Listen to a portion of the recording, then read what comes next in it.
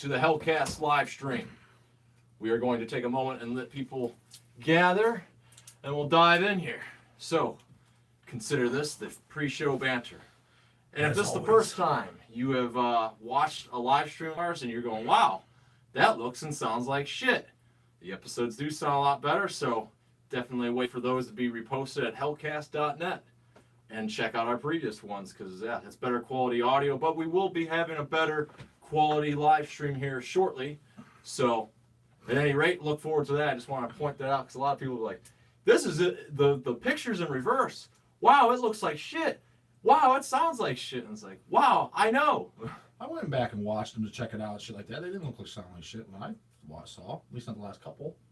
That one when we used your phone. Well, I was on Facebook, though. That was a while ago, too. Yeah. And I never saw my phone was good. Was that my old phone, too? That was your old phone. Yeah, because I was getting pissed off because I was getting all those Facebook updates popping up. And I was glad I needed a new phone. So I was like, this shit's annoying the fuck out of me. Yeah. You know? What did you do with that phone, by the way? I think I still have it, but it's, you know. Out of service cell phones are my forte. That's how it makes this. Yeah, but that one wasn't very good, remember? It was. That took okay when it. Because this is the selfie cam, and that's why it's in reverse, which is kind of dumb when you think about it. Like, why would they design a selfie cam to the whole purpose to be able to see yourself, take a picture, but then it's flip-flopped, you know what I mean? Mm-hmm. Like, so, at any rate, the selfie part of it really sucked, but the normal camera was nice. Yeah, the normal camera was the only thing I ever liked about that one. Yeah. The one on my current phone's pretty good, too. And these are handy to have, like, because when I'll shoot, like, live shows, I'll put the nice camera in the back. That way it just needs to stay there anyway, and especially if you get a dumb fuck, like the last gig we did with Savage Master that I recorded, where you give the guy a zip drive, like, cool, can I get the set? Then there's a camera right by him. And at the end of the night, like, how did it go? Can I get the on board? I forgot to press record. Oh, really? It's like, you fucking asshole. But at any rate, you know, you need that to be in the back to get the good audio, but then you come around with your cell phone, you start shooting some shit. It's been handy, so I'll take it if you don't want it, nonetheless. So never throw away your cell phones. If you're in video production, you could use that to help yourself. That's what he said, but I just took that with a grain of salt because he doesn't throw anything away. Yeah. So let's say hello to some folks. Martin, good to see you as always. Lou, Meredith, good. You getting the tattoo then? Tattoo of what? Hellcast. Hellcast Live. No, I don't. I would sincerely doubt it. Does anyone have a Hellcast tattoo? That day might come. Or if it hasn't already. Passive Metal, finally, yes. Justin, good to see you then, man. Cool, I'm glad you got it. Sorry that that's your first Friday off, and this is what you're going to spend it doing. That's awesome. Day's young. Fermented Taco, the lucky winner.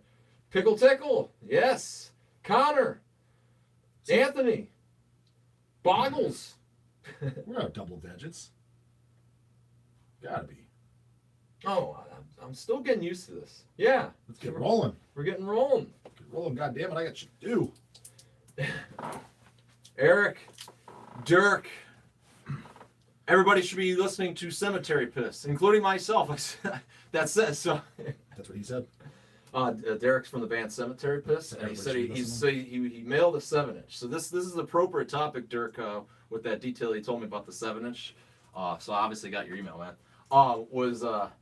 Sent a 7-inch, and he said, you know, it's guaranteed to be here yesterday, I guess, but guaranteed to be there, and not there on the day that they guarantee it. And it's like, isn't that bullshit that the USPS can just, quote unquote, sell you a guaranteed service, and when they don't deliver on that, there's no recoil on their turn. You know, they don't give, there's no, like, if you go to a restaurant and your food's cold, you know, the manager's going to hopefully come out and, like, give you free dessert or something. Like, yeah, well, because you're at their mercy, because, you know, what else are you going to go with? There's only a couple other services, you know what I mean? Yeah. Like, it's not like a restaurant. Well, I'm not going to come back. We can easily not come back. You can make your own food, or you can just go somewhere else. It's just still Postal Service, yeah. They got just like that's why the medical field's so fucking corrupt. It's corrupt because you can't. What are you going to do? Not pay them. No, I know, but I'm just saying. You know what I mean? Like that's why they're corrupt in that sense. And same with the USPS, because you're at their mercy. What are you going to do? Start driving all your letters to your destinations and your packages? No. Yeah. So. Hey Justin, did you win that Supreme Carnage? I was jamming that the last few days too. One of the winners didn't claim it, so I was like, "Oh, cool! I got my copy." Then That's a good album. Yeah, it's a good album. Definitely some jammers on there. Yeah, I got like some good writing. Nothing overly new, but you know. Whenever is it though? No, but especially not new. But it still was good. You know, like you said, it's not really always about breaking the mold. It's always about the song. So yeah, kind of getting there. Cool. Just for you. Just for you now. I'm gonna have to. Oh. Well, Justin, if you get the logo carved in your flesh, then make sure to take a picture of that. You'll be like that the thing in that Slayer, yeah, the Divine Intervention, which I think that really was like in someone's skin. I can see someone doing that. Tank top and tank shirt. Oh, you got a tank top. I got a tank shirt. Yes, Magic 69. It's a tank shirt. Tank top, tank shirt. Special edition one-off white death shirt. Ghoulie, what are you doing at Atlanta Airport? Granted, like everything goes to Atlanta. Atlanta Airport. I've been to Atlanta Airport a couple times. Everybody's been to Atlanta. If you're flying to the United States, you're probably going to be at Atlanta Airport some point. It's a big airport. Big ass airport. Yeah, I've been there several times. If you like, especially if you're in our shitty ass Cleveland airport, you'll be flying to Detroit. You'd go to Atlanta and then to Detroit. I've never flown to Detroit. Oh, that's I've been to Detroit, but I've never flown. It's a huge airport too. I can imagine. Yeah, I've never flown there ever in my life, but I have been to Detroit. It's great because whenever you fly internationally through Cleveland's airport, which it says it's an international airport, which is a fucking lie. Well, it's just because the Akron doesn't even go anything international. Like you can't even go a transaction. Yeah, but Cleveland doesn't even have a customs service. If you fly international through Cleveland, you go to everybody else's airport that does have legit ones. Yeah. And even worse shit, you go to Canada. I'm like, what the hell? Like, they do U.S. customs in Canada for Cleveland. Wow, that is a mistake on the lake. But, yeah, it's just a pathetic airport. But you always go to, like, so if you're going anywhere, you fly to Detroit, which is only, like, 30 minutes away, and it's just like, wow. Like, even another shitty city, but yet way better airport than this hellhole. Yeah, every time I fly for international shit, it's always either New York or Atlanta. I've been to a couple other places, but mostly it's always those. Yeah. Yeah.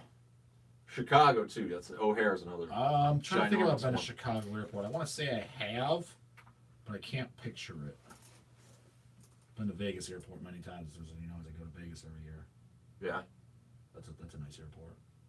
I have not been to Vegas yet. I was going to go to that fest, that Psych Out Las Vegas or whatever. what? September. You go every year. Well, twice a year it seems like. No, once a year. Every September. Every September. Cool. Well, let's dive into this. You're going. Cool. What the hell was I talking about today? Oh, yeah.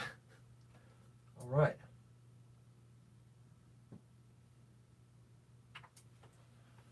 Well, today we're going to get good, bad, and ugly because we're talking about some live spectacles and studio shortcuts. And we're doing it here live on the Reaper Metal Productions YouTube because this is the most awesome podcast, hopefully. This is Hellcast. Going to you on this shitty-ass cell phone to some, but also at hellcast.net on the awesome sounding supreme quality audio format. So I don't think I remind folks enough to go to hellcast.net, subscribe to our mailing list, and that way you will always have that notification of new episodes posting. But if you're here on the YouTube for the first time or even any time and you have not subscribed yet, and I guess you're supposed to now hit the little bell that's below it or that comes up with it, and it'll go like a little chime. And that ensures that even though you did subscribe, that you will get notifications, which you do get definitely when we go live. So it'll just make life easier because everybody seems to be pretty excited about that. And that's pretty awesome that everyone is excited to be catching these live streams. So 2 thumbs up to that. So yeah, today we'll be talking about the live spectacles. What the hell does that mean? Well, all these bands that are kind of glorifying themselves to be like, doing all these big elaborate stage shows. Like maybe is that too much, or maybe it's just go up there in your jeans and just rock it out, man. It doesn't matter. 4 old guys just standing there like stones. That's just good enough. We'll be diving into that. We'll be diving into some studio shortcuts. What the hell does that mean? Overproduced garbage, triggered drums, all that good stuff, and then the rest will be on you. Maybe we'll just get too blabby and we'll over exceed an hour like we always do. Who knows? So, first and foremost, though, I wanted to recommend some good music. And actually, I wanted to thank everybody, too, because last time I announced the current Reaper Metal release, Wolfblood Night Riders. The cassette tapes are out, and those CDs will be coming in soon. But anyone that picked that up, that was really cool, and it's really cool to be seeing that every episode, talking about those releases and seeing folks that I recognize your names and picking that up. So I really appreciate that. But this has been something that came through Hells, so Hells has it in stock, and the link is in the description.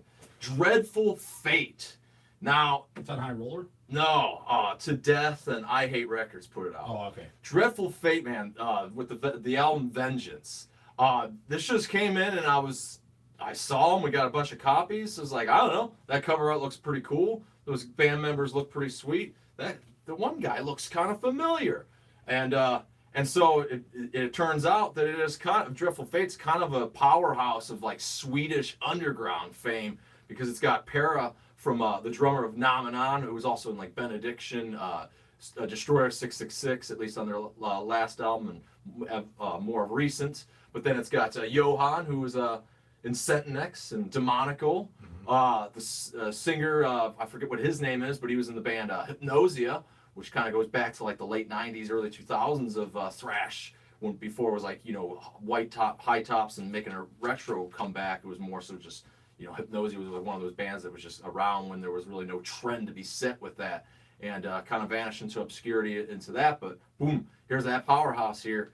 So definitely recommend getting it with all those kind of bands mentioned. It isn't in so much death metal as kind of some of those bands mentioned are. It's actually more like thrash, and they do a Creator cover, so it's kind of in that vein of early Creator, in that violent thrash vein. But a lot of bands are that. But what's really cool about Dreadful Fate, I think, is the fact that they're kind of like the underground powerhouse, and since they're kind of like of that demographic that would have grown up with the older stuff, it's almost like that's present in the music. Like it almost is the difference between like a band that's new going, we're old school, to a band that's older guys, we're old school. Because it's like, I don't know, it's in their blood. I mean, it's just like one of those small little things that, speaking of studio shortcuts and all that, is one of the things that you hear, because a lot of things are happen in the studio. And one of the biggest things that I think metalheads kind of can relate to mostly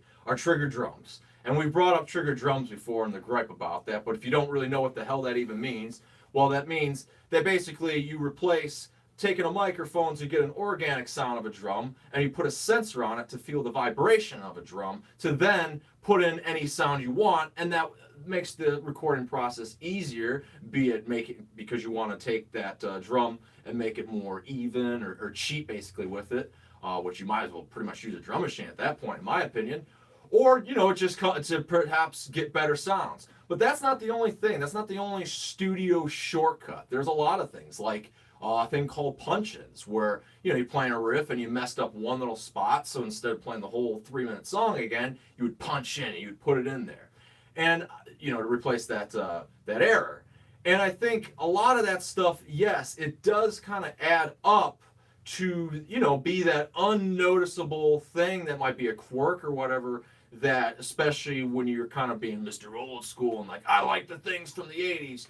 Well, what you're kind of sort of hearing is the old approach to recording, where it wasn't so many studio shortcuts, that, the band they're all mic'd up and ready to go, but they're all in the studio playing it at the same time, doing their thing, rather than, one guy puts a layer on and the other guy goes in there. It kind of stacks up pretty much, not so much fake, but it's just, I don't know, it's got like that lack of organic, sound, I guess. And so I kind of roll it out to you, because, you always kind of, like, even back to Supreme Carnage we mentioned there previously, like, it's not only about everyone breaking the mold, it's about, just about the songs and stuff. When you're listening to a record and stuff, can you even fathom that if you can pinpoint such studio shortcuts and really care about such? No, I don't. But I could see why some might. I'm not a musician, so that shit don't matter to me. Like it could be considered like cheating or anything of that nature. It doesn't matter to me as long as it sounds good. Now, if it's something that just sounds like fake and too computerized or digital to my ears, then maybe I might not like it. But just because I don't like how it sounds. Yeah. But as far as how they got the job done, it's like anything in life. I think there's more than one way to skin a cat. Yeah, for sure. I mean, I think it has its place, and I would probably be the first, at least or amongst anyone that's kind of more of an audio nerd, or at least know what goes into it. I remember I haven't heard this term in a while. Maybe as I'm, maybe not out and about enough, talking to people and shit. But I remember always back around my teenage years and shit like that, especially me liking a lot of the death metal stuff. people would talk about the triggers and like that's cheating. Yeah. And it's like, well, what define cheating? How is it cheating? Like who are they in competition with? What are they cheating? Cheating at their craft as a musician, because But like yes and no, because the thing is you can usually almost 99% of the time tell that it's triggers. If it was to the point where you couldn't tell and they're claiming that it's just them all natural and they're getting some musician hypes and maybe getting jobs and gigs for that, that to me is cheating.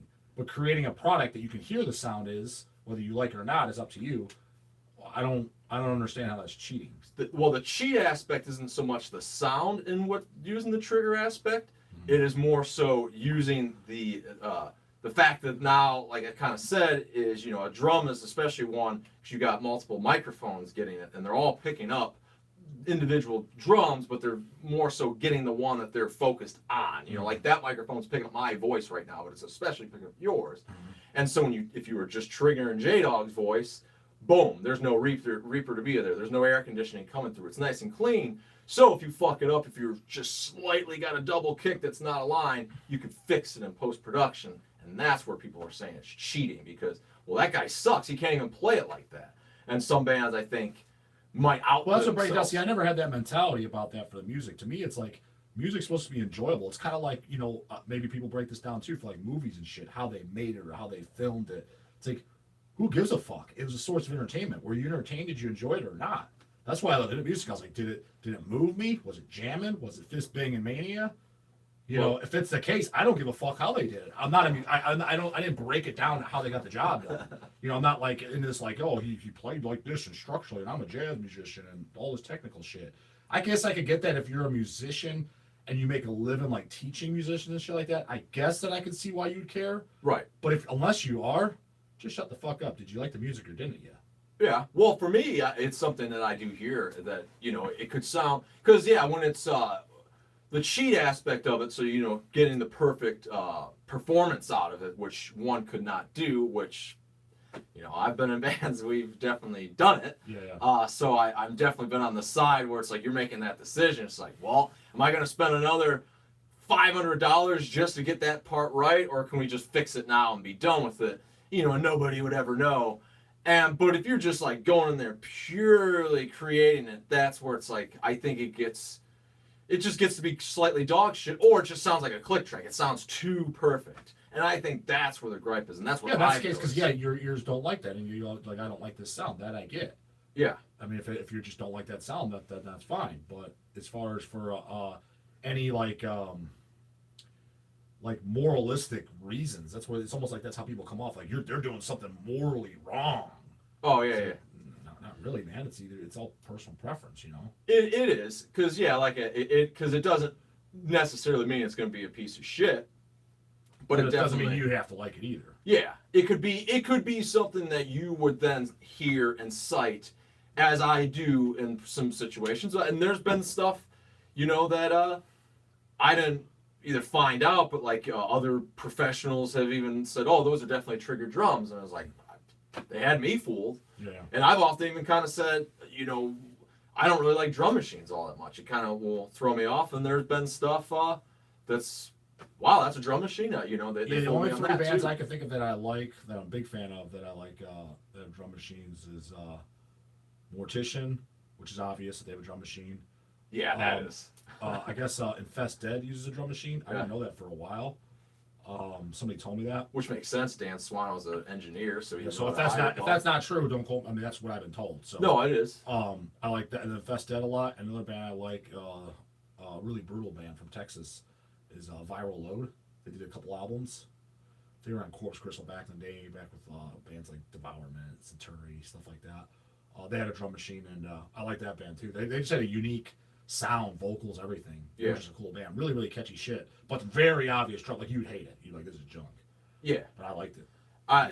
Well, it kind of, Dredd brought up a pretty interesting thing. He said, I think real drums always sound better, but if you're recording a demo on low budget or don't have a drummer yet, use whatever you need. I think studio stuff should have real drums, though. And, and that's so kind of embarking on that remark with as far as what he said about the demo thing, that is you got to start somewhere, and that would be the situation, so I get it. But in a way, it's almost slightly condemning, though, because a demo is a demonstration. So if you do have a pretty crappy, or it does, if someone, if you have a bad drum machine, no, you know, I agree with him 100% because look at the whole term. Don't get me wrong, I'm guilty of this too. I like the demo, but some of that, if you really break it down, that's kind of nonsense. Because demo is exactly that. It's a demonstration. It's to give you the idea of what they're supposed to sound like. It's not the set in stone, which all these metalheads, like myself, I'm guilty of it too. I like the demos better, and it's fine. It is what it is. Yeah. But it's it wasn't meant to. It wasn't meant to. Like, so when they're condemning these bands, like, you sucked when your album came out. Your demos were good. It's like, this is what I had in mind all the time. That was just how it came off. Yeah. Like, for example, King Diamond Spider's Lullaby demo is a drum machine. Mm-hmm. Yeah. And I think that demo is great. But the whole thing was he probably was thinking this drums sound like shit. He was just trying to get it because that's when he was shopping for a label. Because everyone wrote it down. Yeah. So he's trying to get the idea out there. Okay, this is what we're gonna what I'm going for to sound like. Just have an idea what the songs sound like. Same with Metallica. We know the la la las. Oh, the nanas. The nanas. That shit's hilarious. Their thing too is like, okay, we're putting out our next album. Of course. And their deals like, just here's what we're working with. Yeah, it's exactly that. It's a demonstration. So, like I said, I'm guilty of it too, and I'm not knocking it. But that whole demo's king, man, fuck yeah, it's like you're kind of an ignorant dumbass. Well, where I was going with Dred's remark though, bringing up the drum machine in a demo sense, is that perhaps if you were sending that to a label, that might, and like you send it to Hells Headbangers or Hellcast or whatever, and I heard it, and I heard a drum machine, it would kind of it would slightly turn me off because it's kind of like, I don't know, it sounds weak, you know. Because yes, it's a demonstration. I understand that, but when you're a busy person or whatever, it kind of just you don't have time to follow up to be like, well, what is it going to sound like then? Because that studio, that real drummer might be they're the very essence that made a crappy band awesome now. Well, the whole thing is actually, if you really break it down like this too, I think because you're going back, especially a lot of the demos that I like and people in general like. You're going back to a time to where demos matter. Realistically, if you really break it down now, you don't even need to do a demo nowadays. There's no point. Well, as an artist, you probably should. Not really. Think about it, because what are you doing that's new and special and shop around? For example, like you just said yourself. Well, you're trying an idea out. Right, you're trying an idea out, but okay, there's really, like we've discussed last episode, you're not going to come up with anything new anyways. For the most part, you're not. So when they were shopping around, like, for example, when Death was doing their demos, Possessed was doing their demos, all those, band of the 80s and shit, when they were shopping that stuff around, that was a whole new sound. They're giving these labels an idea. Do you want to work with us or don't you? Yeah. Nowadays, just what you basically tell them? I play death metal. You know what I mean? And you're gonna know what the premises of it. Especially if they're comparing to bands. Yeah, we're gonna be 80s death metal. We're gonna sound like Death, Possessed, Massacre, all that, or we're gonna be a thrash metal, 80s thrash. It's really not as needed anymore. I think it is. It's needed for. I agree and I would encourage bands really than going around sending their send it to labels, but because that's a different conversation. But as far as like doing a demo and then doing a studio thing, well, the demo in this day and age should really be for the band in the writing process to be like, okay, well now the song's in my head. We because when you're in a band. You're at rehearsal and stuff. You're still not getting what that song. Of course, you want to hear it. Rip in your head shit. You might forget it a week later. So that's what the demo should be for, not something you're sending out. Because at that point, if you're ready to go, just go in there, finance yourself, and record it, and be done with it. Then try to get it out there. Which really, a lot of this shit you could do it yourself too, and it's it's time consuming. It's good to have somebody that could just get it there that much faster, and that's what a label would appease. But most certainly, I don't really think you should be sending demos that are incomplete band aspects of it, and I would think drum machines would kind of be that.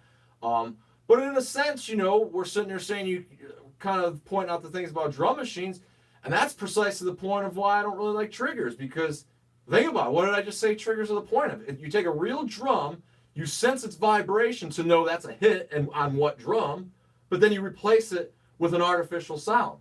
That's a drum machine. It's just a drum machine that you just easily executed. Basically, it's a drum machine that you programmed by playing drums the way that you play them. Because otherwise, a drum machine, hell, there's various forms of drum machines. Honestly, you can get a standalone one where it's just got all buttons. There's a tom on there. You could do that on it, or you could just. I had one where you would put the bass drums on there. So if I want a double bass, like you would just set it 32 beats per measure and just hit the repeat button and go do do do do do do do do. Or you could just sit there and do it, and then you put the snare in there. In between it, then all of a sudden now you got a cool double bass beat, you know, and shit like that. Where now you got computer things where you just got all the drums and you just select it where it goes, how hard it hits it, and all these. It's very intricate what you can do with it. So in a way, there's kind of no excuse to have a poor sounding drum machine anymore. It's like you don't know what you're doing. It's the sound too. I mean, like I know, for example, like a lot of the brutal bands of like the late '90s, early 2000s, it seemed like the thing was they wanted like their kick drum to be louder than or like predominant. Yeah. I'll give you an example. An album I like a lot, but I think wish they would lower a little bit. Is Deeds of Flesh, Path of the Weakening. The kicks are really prevalent, and I think they just bring them down a little. But I think it wasn't like, oh, these guys didn't know what to do. It sounds like shit. I think that's what they're going for. It seemed like that was a current trend. It's just I don't think it's a right or wrong. It's what do you like it or don't you? Well, that was always my gripe. Then going back to like the trigger sound and why that's bad is they used it more to bring out the treble of the kick.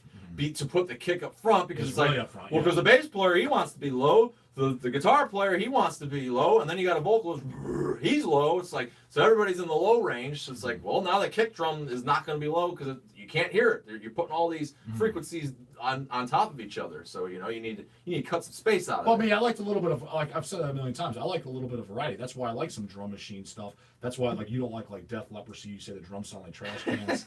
I like it because it sounds, I don't want everything to sound the same. You know, it's a little bit of variety. It's like, now would I want every album to sound like trash cans? No. Would I want everything to sound like triggered up front double bass drums? No. But I mean, here and there, it's kind of fresh. You know, I like it. You know what I mean? That's probably why, like I said, like I like that Viral Low band. It's a drum machine. The guy's got all these different vocal styles. It was kind of a fresh sound. And I was like, oh, this is a really enjoyable listen. Well, I like what Disco Dan just said, though. Or those bands, the brutal bands, the trash can or pot and pan sound. Like, it's like the kitchen set, you know?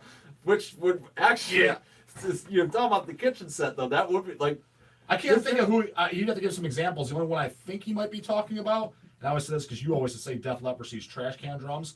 I think the epitome of trash can drums, which I do like it, maybe he's thinking this is pots and pans, but I call it trash cans, is the first Waco Jesus album.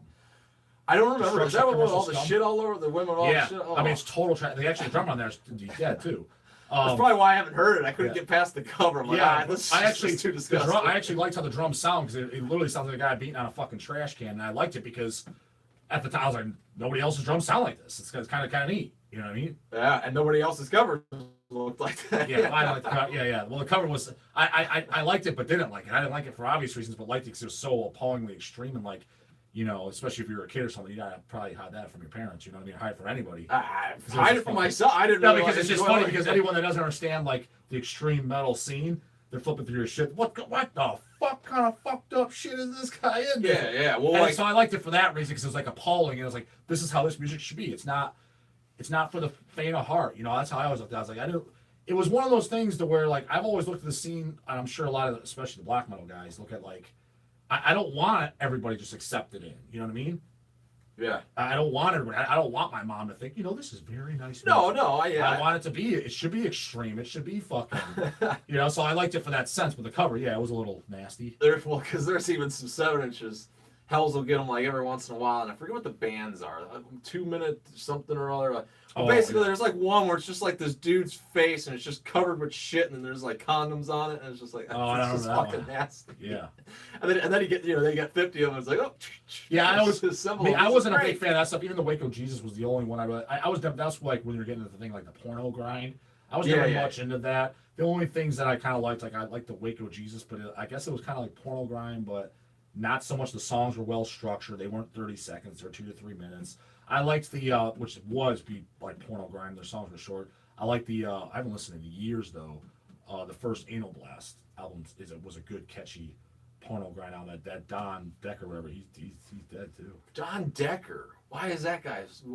Waco what was he? Singer of Anal Blast. Anal Blast. He's this morbidly obese guy. So when I heard he died, I was like, well, you know, sorry to hear that, but I can't say that I'm too surprised. He didn't live to be a large number. What's an Anal Blast album title? The first album is the logo looks like the Cradle of Filth logo. Okay. It's the same font, and it's just these two girls like it's like basically two lesbians on the cover. What is it called? Vaginal Vampires. Okay, Or, okay. dude, I haven't listened to that album in years, but it's a catchy. But it's brutal. Yeah, Death metal, yeah, right? yeah, yeah. And ironically enough, too, which was weird, because the style of music it is, you already got an idea, right? That brutal shit. Remember, I told you that the Don or Dan Decker or whatever the hell is, yeah, that guy. I met him a couple times. For whatever reason, he loved Cradle of Filth, like early Cradle of Filth, not this. Well, later he days. probably he was was probably dead before Yeah, Mystique so joined the band. he loved Cradle, and that their logo was like you looked at the logo, it's exactly Cradle of Filth. It said Anal Blast. I get what you mean now. Yeah, for whatever reason, he loved Cradle of Filth, and I want to say this is a rumor I've heard, but I've heard it from a pretty reliable source.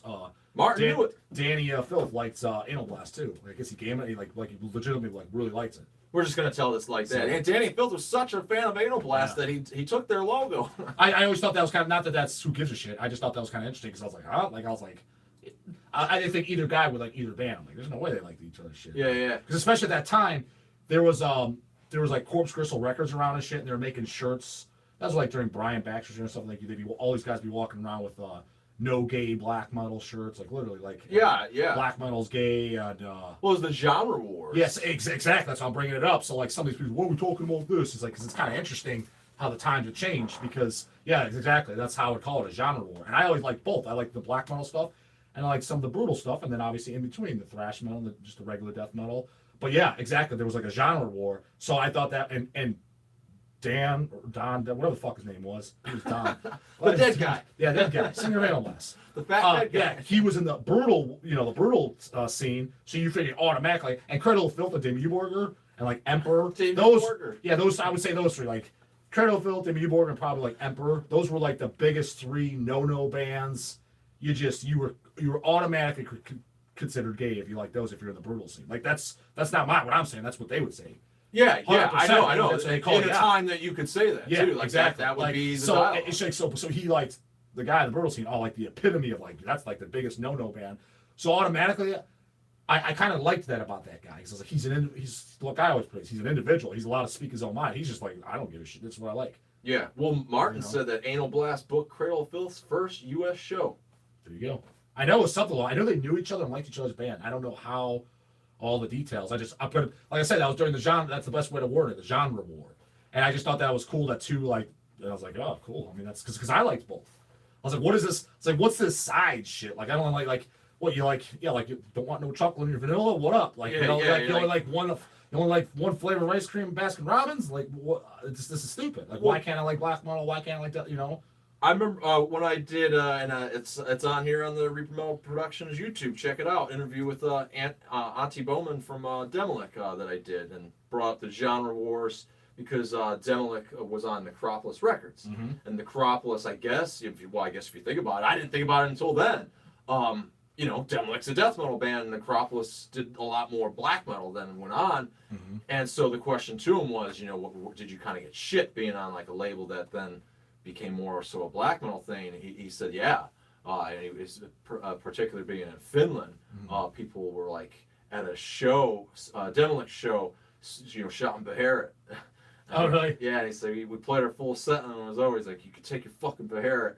And I guess that was like someone twisted that, whatever he said live, and like basically said that Auntie was talking shit to the Holocaust or whatever, and so like they didn't talk for years. That's the way it always goes. Yeah, exactly. It's like that thing in telephone. Like, dude, I haven't had it happen to me in a while, but it seemed like I was on a fucking streak there. I don't know if you remember this. Maybe it was like with like when you're in Nunslaughter around that time is with Dwayne and all the other guys. Like, Justin said this. I'm like, Justin, that's not what Justin said. You know what I mean? Like my words would be so fucking twisted, and like I'd get shit for some stuff from because. Some might be kind of business related, and I'm like, dude, that's not what I said. Well, after you got shit, why don't you get stoned? On digipak, Acid Witch's second album is now repressed here on Hells Headbangers, and it's the digipak version. First time on digipak, yeah. Yeah, first time. I don't. Let's bust it open and take a look. But it just came in. Yeah, it just came in today. A couple hours ago. Minutes. Scurrying around. This is why we were late for the live stream. Was looking for like what do we got to plug? So you're looking at it with us for the first time, the finished product. Yeah, with a crappy phone. I mean, a lot of people let's hear some love for digipaks first in the comments. Well, let's let her love if they're Love good. or hate them. Let us know. Let's see if this is a good one. So far, it's looking good. I like how it's a Looking fold good. outer. You like it? You like them folding out? Yeah, because you need all the lyrics and stuff. Okay, so the lyrics are in there. Now, if it's just, for example, if it's like, okay, so say this panel didn't exist. Yeah. It's a disc, and this just folds out and that's it. It's just the cover. Yeah, it's just cover It's a here. taco. Yeah, cover here, band photo here, and then your disc is here, and that's all you got. To me, that's no good because you don't have the lyrics, you don't have the info. This is cool. I like this. Yeah, because if you wanted to, not that I do this anymore, I ain't got time. But you can sit there and like read the lyrics like a book. You know what I mean? Yeah.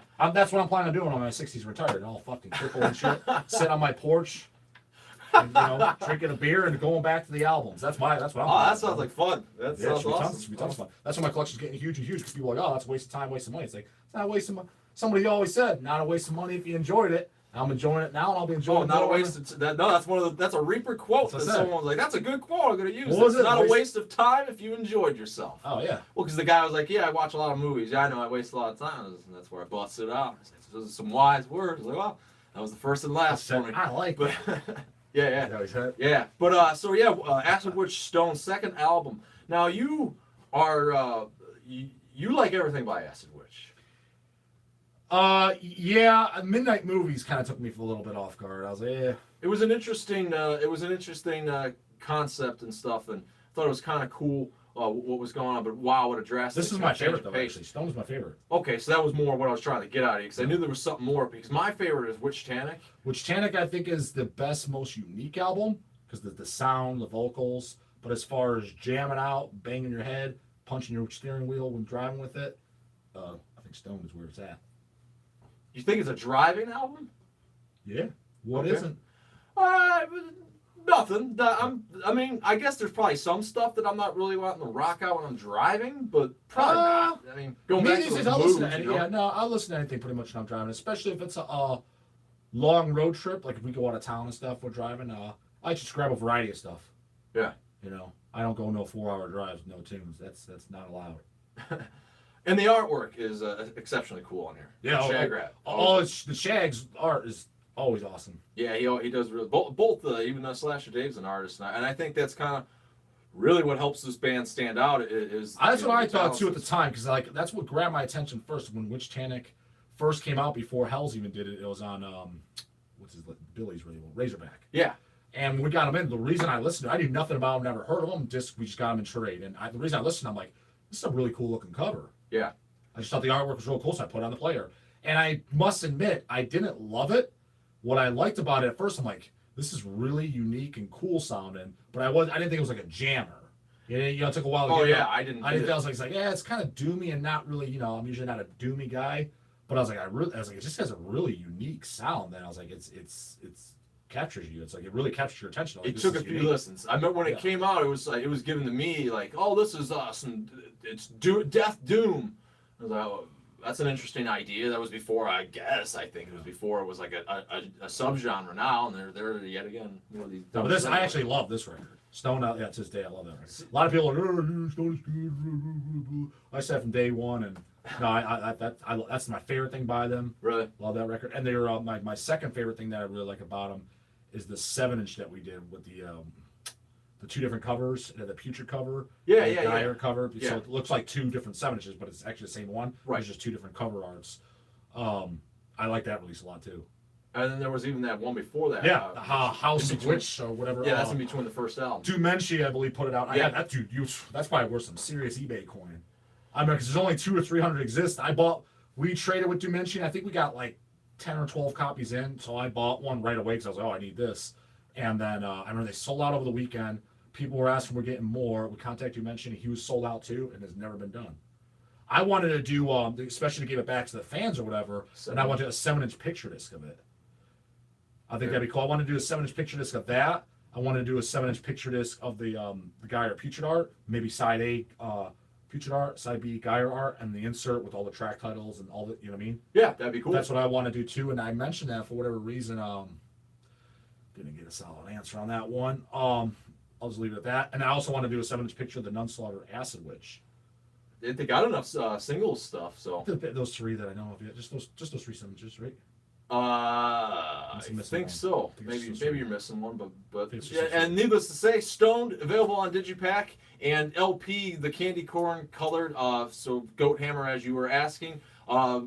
We thought they'd come in. Everything was supposed to come in at the same Yeah, time. they're supposed to all be here Tuesday, so they'll be here anyway. Yeah, they'll be here next week. And so if you pre-ordered it, or if you want to order it, or if you want to put in a pre-order, You can put a pre-order. technically The candy corn vinyl for the Stone repress.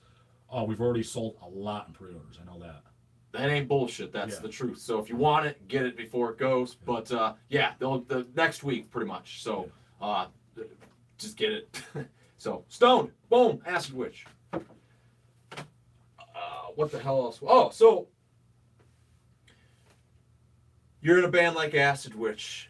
You got a cool look to you.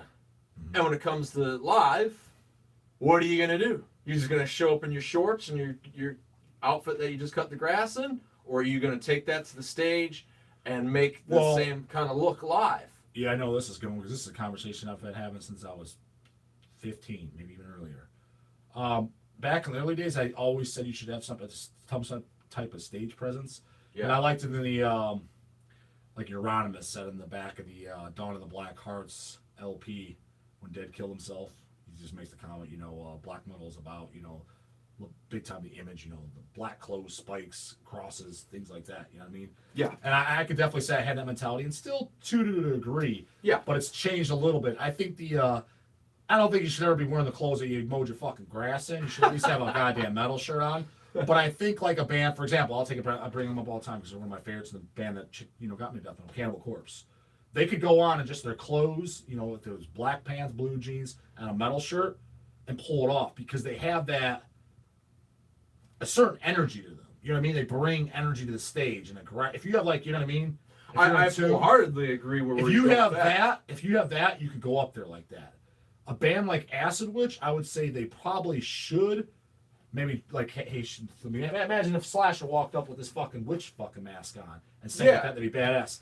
They're kind of more of a theatric sound, so theatric, it would make more sense. And then as far as other bands, take a band like let's say like a black and thrash band. Let's say like Disaster, something like that, right? Mm-hmm. To me, it would make more sense. They don't have to go all duped out, but I'd like to see some spikes, some black leather, some upside down cross necklaces, type like that, because it just fits the bill more. You know what I mean? Yes. So I think everything is image based, but not in the same way. Not everybody should be in costumes. Like for example, if fucking Morbid Angel started wearing costumes, this is fucking stupid. Yeah, 100%. Because it doesn't really warrant. So I think it's all image based, but within a certain image. I would say. Well, I want to see what you have to say. What do you think about a spectacle for a live show? Does it really matter, or is that kind of sort of just something that throws off the fact that, this is even a live performance that everybody's got to do it? I think the answer to me, and leave it in the comments what you think, is it's basically what you set up with your music. You as the musician kind of got to figure that out. Am I a live band that's got to do something more? Go by. Feel your sound out. Go back to who are kind of like your influences and who's your type of fan base. Go by, take all that consideration. That's what I would do. Or better yet, maybe you don't have to think about it because you're just like Jimmy from Rotten UK and Blood Wolf, where when he's going to the grocery store, I'm pretty sure he looks like he's a little bit extremist. Most people ain't doing that on a regular basis. So but it's a good example of he didn't take much thought. That's just what he looks like. That's what he looks like. Yeah, that's the guy that takes it 24/7. Which honestly, that's kind of the way. I like it. I don't do that, obviously, but I like the idea of it. Yeah, I'm not wearing a Kill God shirt to the grocery store. Actually, I might. I just whatever I. You wear the fucking family functions. You're at a 3-year-old birthday party. You got an Eating Back to Life shirt on. What's wrong with that? Was that what I was all wearing? Might as well have been. Oh, yeah, whatever I had on, man. I don't know. This is what I got. It's 2 thumbs up, but it's got you got to filter a little bit in some circumstances. I don't know. The way I figured it, if you invited me, you should know who this guy is, and that's how he is. You know what I'm saying? Ain't hurting nobody. No, but you got 3-year-olds ask a lot of questions.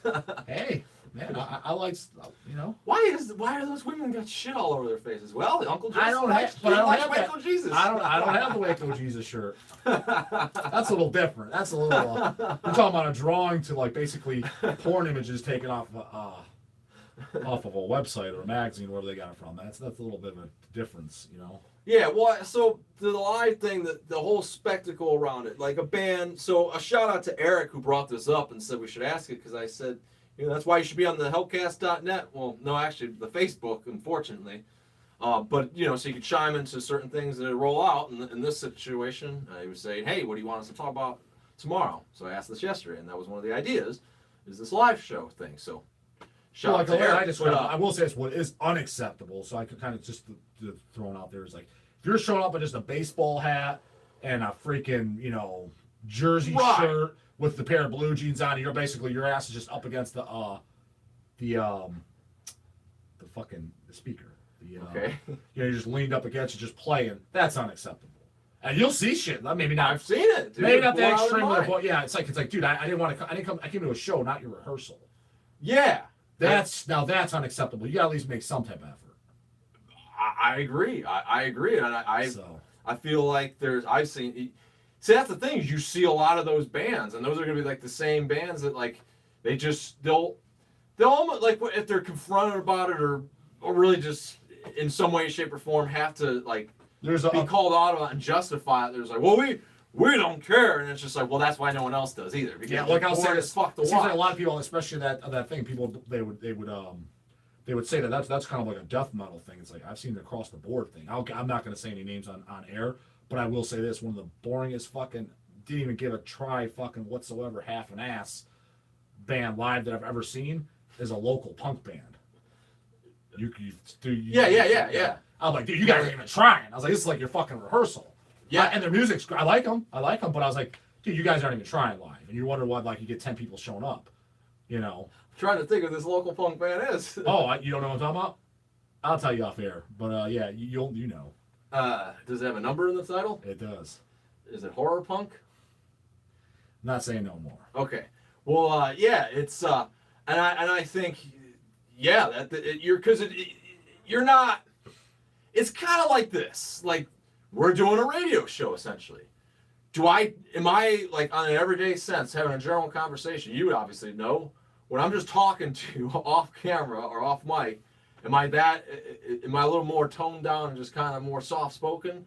Or am I always kind of, leading the conversation, always, there's a little more of the show version, because you're putting on a show. Like, it's going to be boring fucking radio. Well, it's supposed to be a source of entertainment. That's where we break it down. I think a lot of these guys that, it's funny thing is, it's usually not the guys that look at it that way either. Is like, music is a source of entertainment. So if you're going to play a show, it should be somewhat entertaining. Meaning, yeah, it's just you should. I mean, obviously everybody's idea of entertaining is different, and it's allowed to be whatever your artistic views are, whether it be violence or gore or fucking blasphemy or whatever, or just horror or whatever it is. It's like that's you're the artist. Put something on. Yeah, and I think the other thing where a lot of people the ones that just go up there and like, 'cause I'm not saying you really do have to deck it out, because there are, especially like a crossover or there's exceptions to the rule. Like a band that wouldn't need to do that could get away. You could watch old videos. You could get away with this Batman shirt and blue jeans on stage. Is fucking Repulsion. Okay, and just have that. I think too is maybe for the time. Nothing sounded like that. It was just so raw and fast and just different. There's exceptions to the rule, but for the most part, well, they're just a band, and they got kind of like that punk, hardcore edge, to them too. It's also basically, like I said though, at that moment you're still, if you're just gonna go up there, in the Batman shirt and jeans and cut off jeans, well then you're gonna be you're leading the crowd then, like, and so it's gonna be centralized around feeling the music then, because that's what a lot of those guys would say. We don't care. It should be raw energy, man. Everyone should be fist banging. It's well, hang on. You can't expect. I think that's maybe why they get a pass, is because they did have, the band themselves had that raw energy, and they had it to where, like I said, it was a fresh style of music that you could just see like old videos and just hear old stories of people there.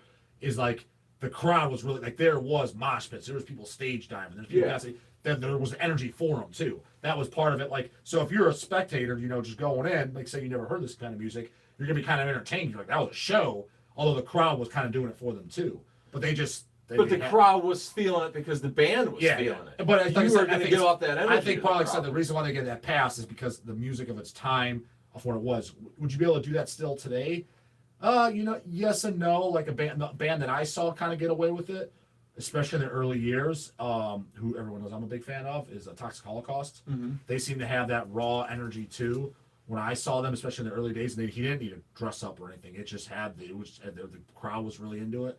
They had that. It was just energy. Yeah, but he wasn't bored either on stage. No. He was kind of fueling that energy, and so that's what I'm saying. If you're not going to do the whole get up, James, shout out to James, wanted to talk about Denial of God, Death and Beyond LP, which it's awesome. I don't know much more to say, but bringing up a band that kind of sort of has a gimmick, and we talk about it a lot on this show, and the repress of that album's available now. But not the LPs. Not the LPs. The LPs They're are coming. Well, the covers are fucked up. Oh, They got repressed covers. Great. Delay. Anyway, they dress up, they look awesome, and I would love to see them.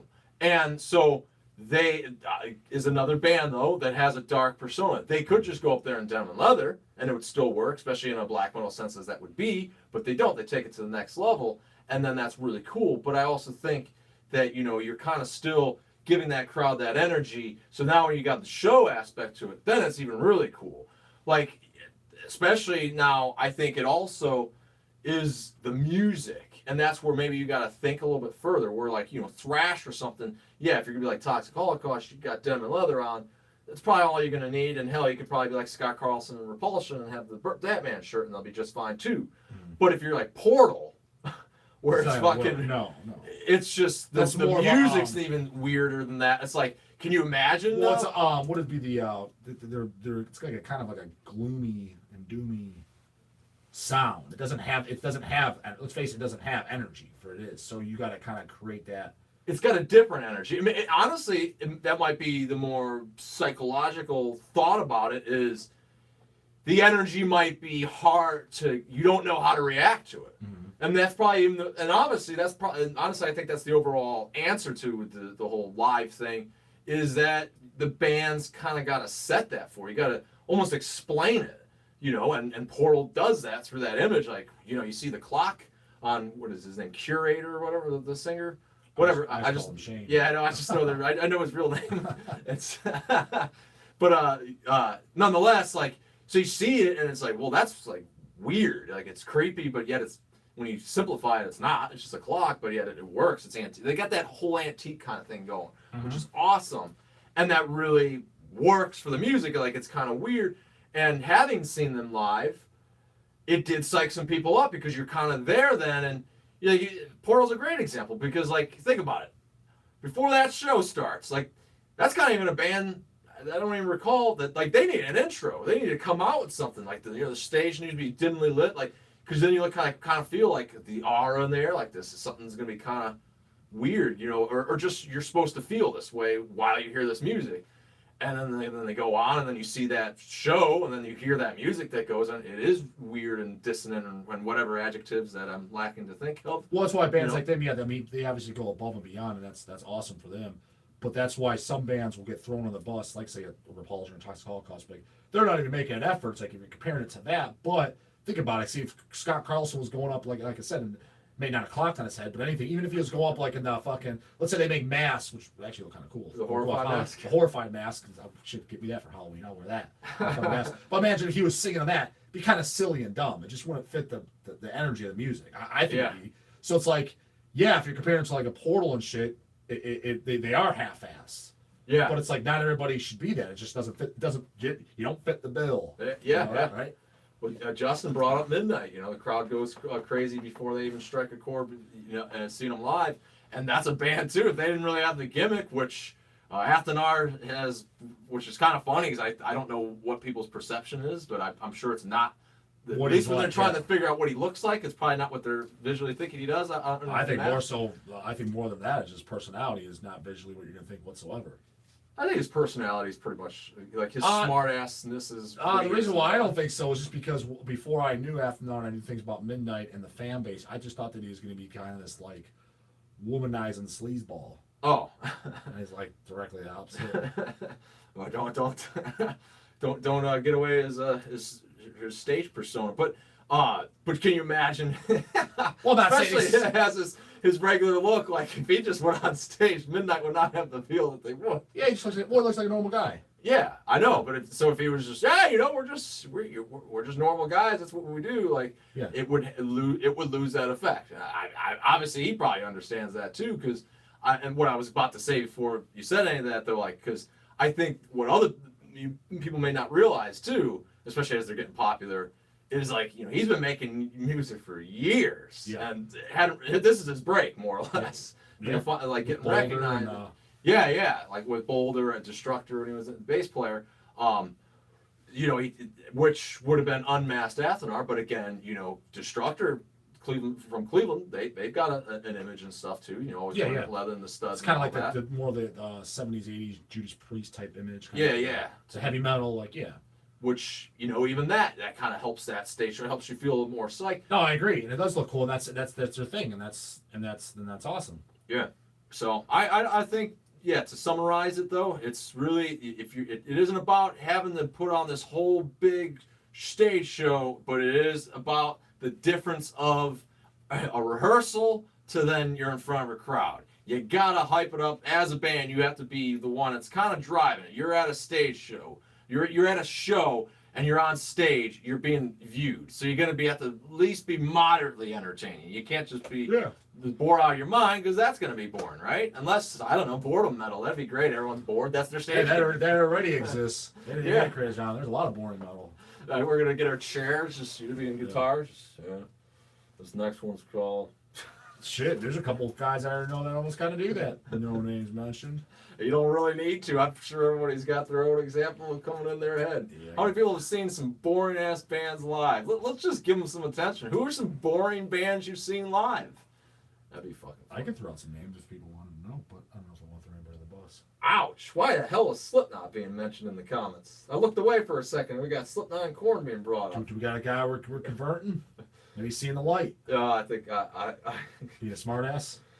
Oh, I don't know. I just don't know where the conversation started or how it got there. It's Athenar spouting in. Yeah, he does not like them. Eric said Obituary is boring live. Oh, I just think they're boring. You know what? I think they're boring I only when I saw them with that Creator, just last time, the Creator Obituary Midnight. I mean, my socks were still on. Don't get me wrong; they weren't blown off, but I was pleasantly surprised. They were much better than I thought they were going to be.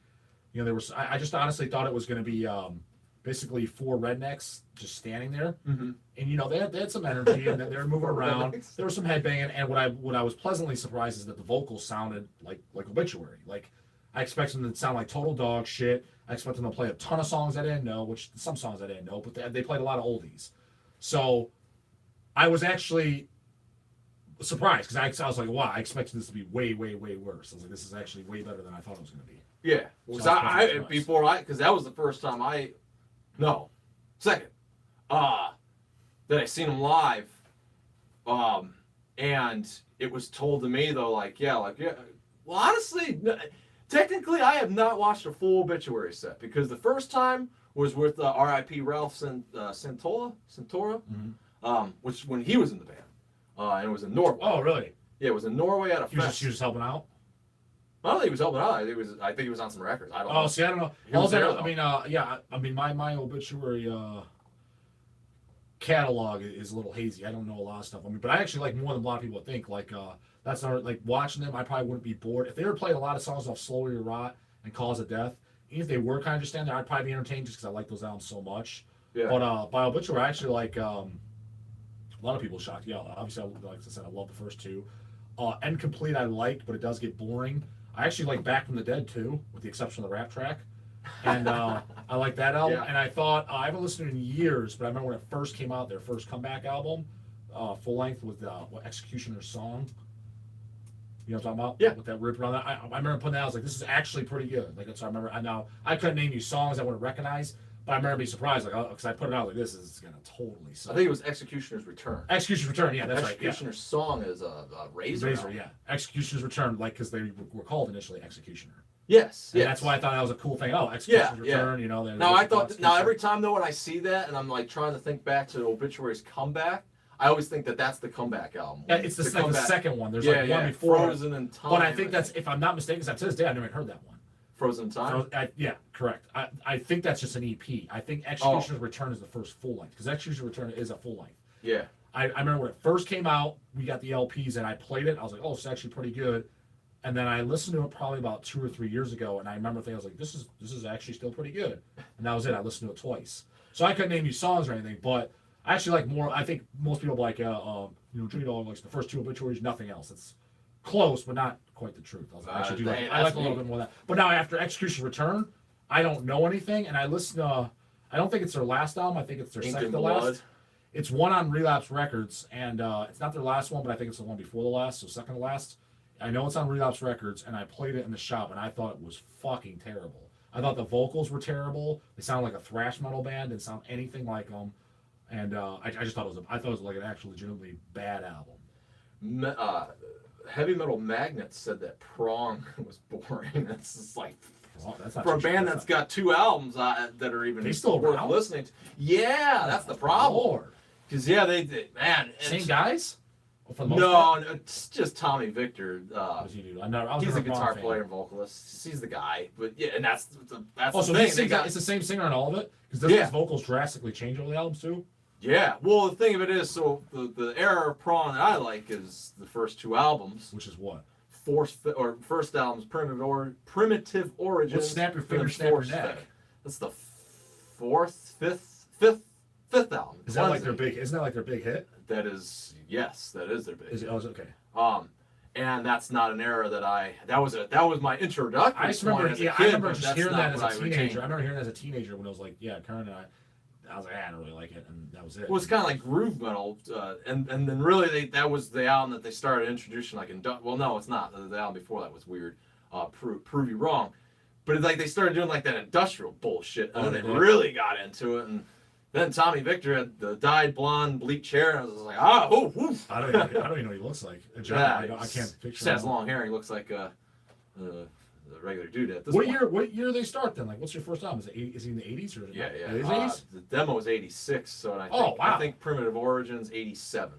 Oh wow! Because I figured I always thought they were about 90, 91. I didn't think they were even. No, beg to differ. The third album's like 91 that came out. It might even be only 90. I don't know. Yeah, I didn't realize it had been on that long. And that album's okay, but like it's kind of the beginning of the end for them. So I can see why that would be boring. But yeah, they're around still, and I was kind of halfway tempted to even see a set because I guess they played some old stuff or whatever. Oh, you have seen them before? No. I was contemplating on doing it because I was like, oh, they're gonna play that. But it's kind of like, but it's with these guys. Like, where's Ted Parsons and Mike Kirkland? Yeah, that's what I was for. A lot of bands, just like even the last Slayer tour and shit like that. I'm like, play a lot of songs I don't like. Yeah, so, there's a lot of bands. You know what I mean? When you hear that, like, so and so's coming, it's got like one original member, and I'm like, they're gonna play some crappy songs. It's like, I don't know. Shit, people are asking about the spectacle for a live set. Honestly, it's about at this day and age, like, going to see an old band like I Am Morbid. Who the fuck cares? Like, that's not even Morbid Angel. Who's in that again? It's David Vincent with later people in Morbid Angel. And it's just kind of like at that point, like you're. I mean, okay, so it's one of the guys, but like, what do you need to do? You know what they need to do? You want to get people to come to a Morbid Angel show? This guy would go. You get the full original Altars of Madness lineup, right? And okay, so it's David Vincent on it too, right? But he can't just go up there and sing. He's got to sing like he sang back then. None of this fucking wrestler vocal bullshit. Oh, is that what he does? Well, listen to Covenant and stuff. And Domination. He doesn't sound anything like he sings on Altars of Madness. Yeah. He needs to sing like he did on Altars of Madness, that raspy, sick-ass satanic vocals. I never thought of him as a wrestler, but I hear it now. Yeah. I'm saying, where the slime live, fuck Kingdom Come. Yeah. I mean, I do like Blessed Are the Sick is 50-50. He's got some of the wrestler vocals, and he's got some of the sick, raspy, satanic vocals that I like. Because his vocals are awesome on Altars of Madness. I love them.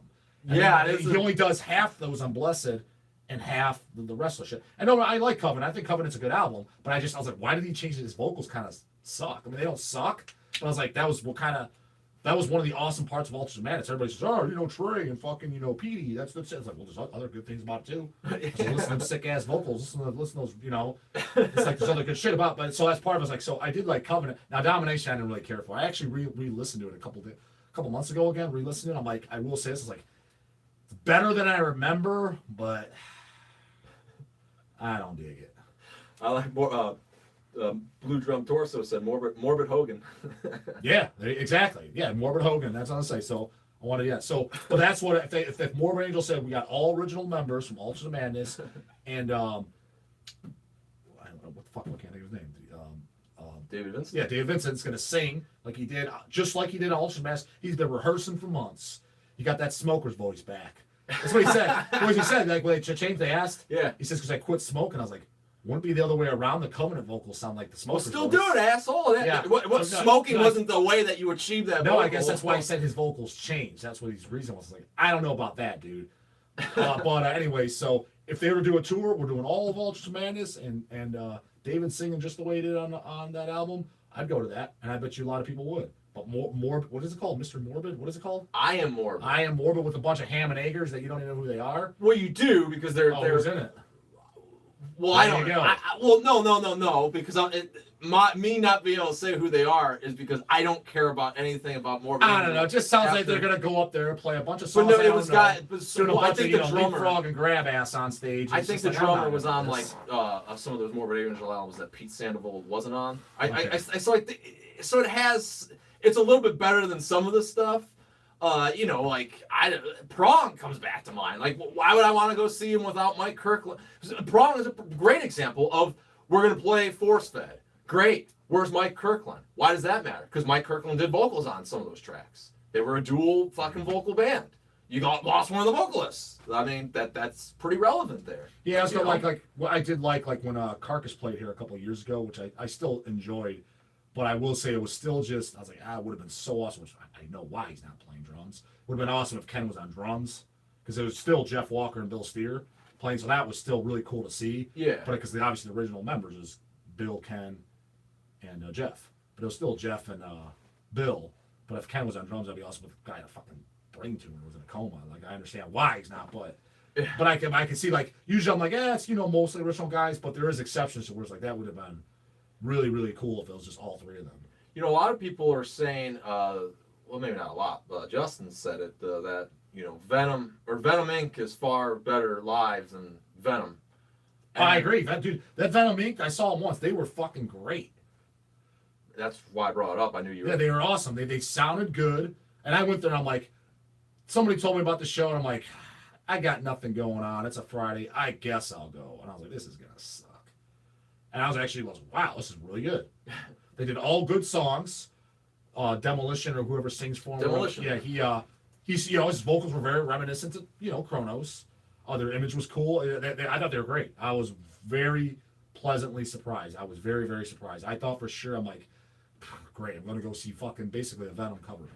Well, not really, because As a two guy, I know. Well, not only that, but Demolition Man was. I know. It's just, honestly, as stupid as it sounds, I guess probably the reason why the worst taste in my mouth is I don't like that ink at the end. It's just the name. That's dumb. Maybe that's what I'm glad they're not doing what Tank does now. Do you know what the sort of situation of Tank is? I heard. There's two tanks. I thought there's even three. Maybe there's three, but two's dumb. Three's really dumb. Yes, the guys aren't getting along. Yes, it's like I heard about it. And that's kind of a band too, which the guitar, the bassist singer, I forget his name, and then the drummer, I think, or maybe the guitar player. They were only a three-piece, the classic stuff, Philhounds, but they were brothers. So the fact that there was like a dispute to that level, that there's two different bands. So basically, there's a Tank where it's the bassist singer. Oh, I thought it was the brothers. Well, that's the voice of Tank right there. I thought that's the Tank. I thought it was the brothers in one and then the other guy in the other. Maybe. Okay. But I've heard the story, but I can't remember. But yeah, so if you got, I was like, oh, okay.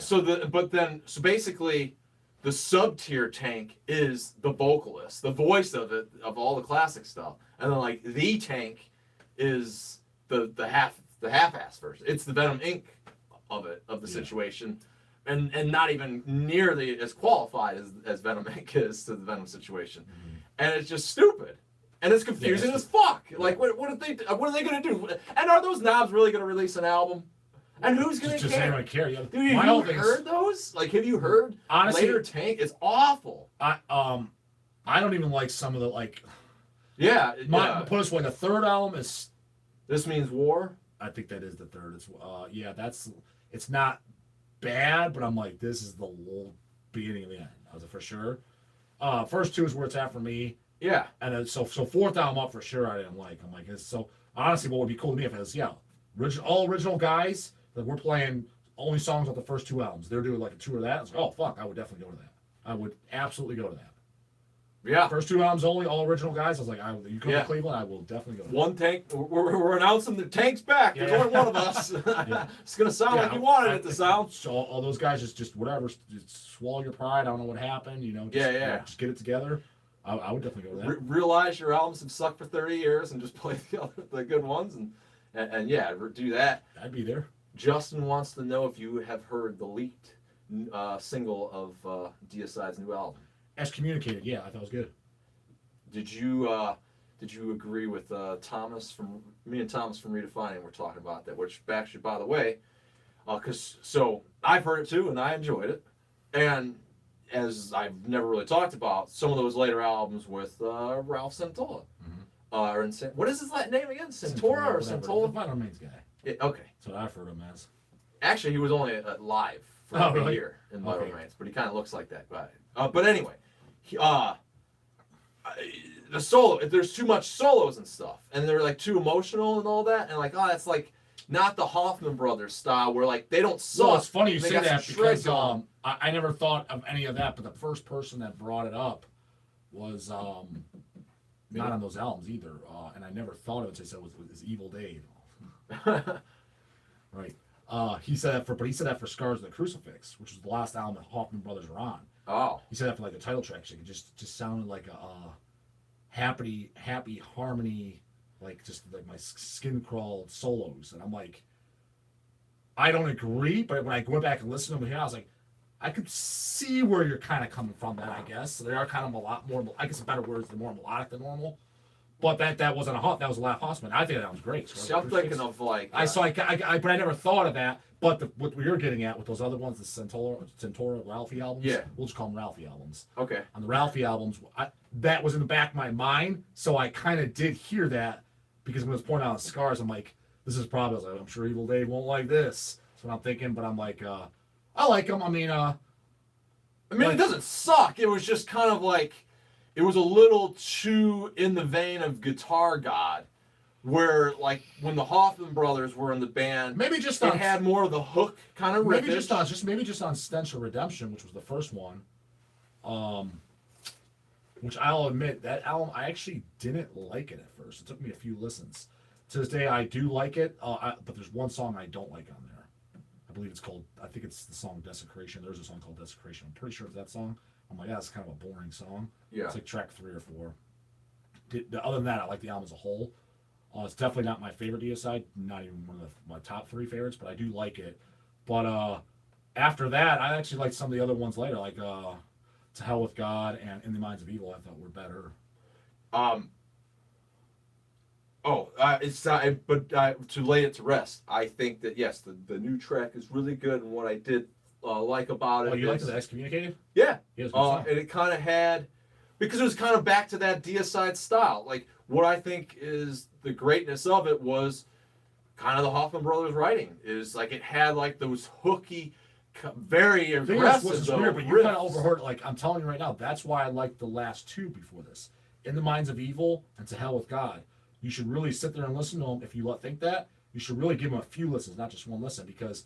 To Hell with God at first, which is just would now be third to last album, whatever. Mm-hmm. My first listen, I actually didn't care for it, but as I got to know it, I'm like, this is very reminiscent of Once Upon the Cross. It's more of that vein.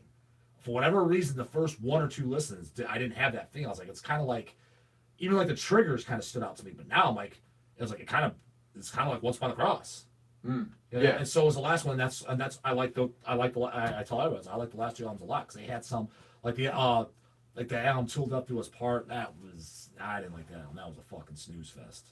Heavy Metal Magnet, your Sabbath of the Undead is a pretty wicked tune. Listening to it right now. Well, what the hell? You're listening to music while we're talking here. God damn it. Yeah. Tunes are for after the show. Yeah. Make a playlist. Then you go back. We're almost done. What you do is you fucking get the tunes on, you get your popcorn, and you discuss with your buddy the episode. Just discuss some topics, then you give your opinions. Yeah. And then just film yourself and you can post it on YouTube.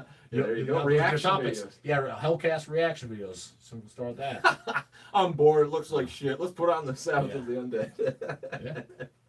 But yeah, no, I'm really looking forward to the new Deicide. And when it comes out, I'm actually going to be in Vegas. So just for nostalgia, I'm going to see if I can find a record store in Vegas and pick it up there. On opening day? Yeah, it's like the 24th. I'll be in Vegas when it comes out. I was kind of, so a lot of people do this, and they do it especially for Hellcast, like at the end of the year every time, like do a best of the year. And a lot of times there's really, I never am paying attention enough to new releases because there's usually nothing that I'm always too I don't excited either. about. Just stuff like, yeah, like But the bands I do, is Deicide I do, Cannibal I do when they'll do one. There's exceptions, like a Toxic Holocaust doing a new album, I'll pay attention to that. Hemorrhage, Exhume. There's certain ones I just pay attention. It just, you know what I mean? Yeah, so I don't know if I've been paying attention more because I just kind of been forcing myself to do it just to kind of like, Nah, certain ones not be don't get into geezer mode. If I hear It's like the disasters, I'll get the word disaster. I'll look forward to it. I'm like, if I hear they're doing a new album, I'll prep for it. And like, if I hear there's like a limited edition, like 100 copy color, I'll definitely try to get my paws in there for an order just so I can get one. Things like that. So have you heard the new Marduk with Bret the Hitman Hart as the cover? No, honestly, ever since Legion left the band for Marduk, I stopped paying attention. I think the first one without Legion, if I'm not mistaken, is Plague Angel. And I went back and listened to those years later. They're okay. It's just not the same. I like the Legion albums, and I like the ones prior to Legion. Like the very early albums, like the Opus Nocturne and those of the Unlight. Those fucking great records. Because Marduk, for me, had nostalgic value when they changed basically the whole damn lineup. I mean, Marduk, for me, is without a doubt one of my favorite black metal bands ever. Like, top 5 for sure. And so, when the whole lineup changed, it's not the same band. But I did go back and listen to, like, Plague Angel and a couple others. They didn't suck. They're not, like, bad albums. It just wasn't the same band for me. I actually saw this newest one, actually, because really, it was just a band that I don't like them or hate them or I don't own any of their stuff. I love them. This new album, I actually really liked it. And maybe it's great. I don't know. Yeah, I don't. Well, and I liked it for what everyone was saying they didn't really like about it. Is it still extreme black metal? Like it's got a lot of blast and stuff? Well, yes, but it slows down, and that's what a lot of people have even said that they didn't like. Songs like listen like the last Legion album, World Inferno. They got a song on there called Bleached Bones. Check that out. That's a total slow song. Great fucking kind of like. I don't want to call it a ballad, but well, I like in a sense you might like that. But I'm saying maybe in their sense, yeah, I like. But what's kind of a standout for is the production. It was a little bit more warmer and just simple. Where some of that other stuff, even though it's black metal, it's almost kind of very reverby, so it's more produced, I guess would be the word. And that's what I kind of liked about this one. It was like, wow, that's just like kind of an organic drum, and like they didn't really do anything. It's like kind of just there. And like it just was simple, and I don't know. I just thought. I mean, the cover's god awful. Like, why is Bret Hart on the cover? I don't get it. Like, why is it? Is it like it's an actual guy and it just looks like Bret Hart, or like what? I don't know. It looks so much like Bret Hart. Talking about Bret the Hitman Hart. I'm talking about Bret the fucking Hitman Hart. With the pink bandana and all that, pink pants and all that. Well, it's a black and white. So it's the shades. Pink. Look, you gotta see this shit. Oh man, but the Hitman Hart. I didn't even know I got Bret the Hitman Hart. He is not looking good these days. So no. Oh wait, I'm pulling Bret Hart. So ow! I was gonna say he really is on it. So that Bret the Hitman Hart image. There. I mean, that's fucking Hitman, dude. Is that not? I mean, it is. I wouldn't have thought anything if you didn't say anything. I would be thinking this cover's dumb as hell. It's dumb. Well, I think it's dumb. Yeah, I see where you're coming from bringing it up, but I wouldn't have thought that myself. I'd just be thinking, why is there a guy with sunglasses on the cover? What's it called? Victoria? The album? Yeah. Which is funny. I was reading Justin's remark when you were kind of asking me a question, which is always kind of slightly hard to be talking and reading these, but. I just watched the best death metal albums from 2000s list that Banger TV did, and it's so cringe they talked about Opeth Goatwhore. It's a painful listen. And it's funny that I bring it up for the fact that, give you a shout out, Justin, because you said Banger. And so with the new Marduk, the other day I was listening to Banger TV's doing, and I've kind of spotted some of my gripes with that channel. Not that there's anything wrong with it really, but that it kind of incorporates a lot of the shit that I absolutely hate alongside stuff that I like. But they did that Marduk review, and the dude fucking brings up the Nazi crap. What does he bring up? Exactly. But he brings up the fact that there's like been a, like he just kind of makes some puns out of it, like, well, you might lose a show or two out of it, and it's just like, and then he also states that like, I don't want to go there, and it's like, well, you did go there though. Why did you go there? Don't be fueling that fire, because it's like, what are they doing with the Nazism that is no different than Slayer in a more historical and in their fucking brutal band? That's a brutal topic. Like, I said it a million times. Even if they are the Nazi shit, you don't like the channel, change the channel. Yeah. What's there to be pissed off about? Okay, you don't like it. I mean, I'm not a Nazi. I don't agree with Nazis, but I don't sit there and get outraged by them. Just change the fucking channel. Like it's literally that simple. Change the channel. I agree. You know, since we're talking about it, I did want to make this mention though, which I find very interesting though. Think about it this way though, and I'm not. This is going to sound like I'm condoning the Nazi thing, but I think what there needs to be is, in any situation, when you, especially if you got controversy at hand, you need to resolve things with an understanding of where somebody's coming from. So let's get that understanding going. When a band's even talking about Nazi shit, it can be historical for just the brutality fact of what that even means. But if they're really even so if you're even like these people now that are like neo-Nazis and shit like that, well, what are they even trying to say? Because the first thing that when you hear Nazi, what is the first thing you're probably thinking? You're thinking, gas chamber killing people. Well, the second part of it is how they handle political situations. And if you know history, what do they say about Hitler? They say that he was one of the best rulers of Germany. Mm-hmm. Why? When you take out the Holocaust part, and he was one of the best rulers, then why?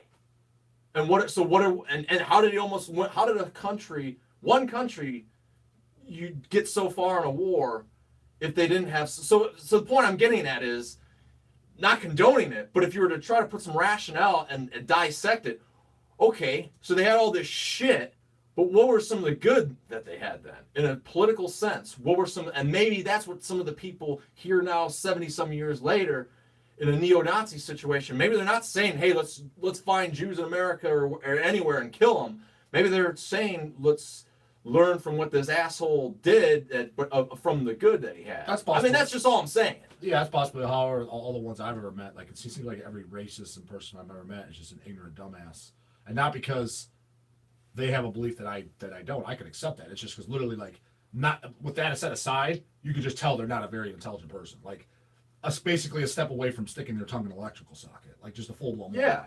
And not forget the racist part. Forget them even talking about that. Just you're talking this. You're like, I could tell this is not this is a really dumb human being. Well, you kind of have to. But I'm sure there's exceptions to the rule. I'm sure there's ones that maybe have a better agenda or are more intelligent about it, or like older or more mature.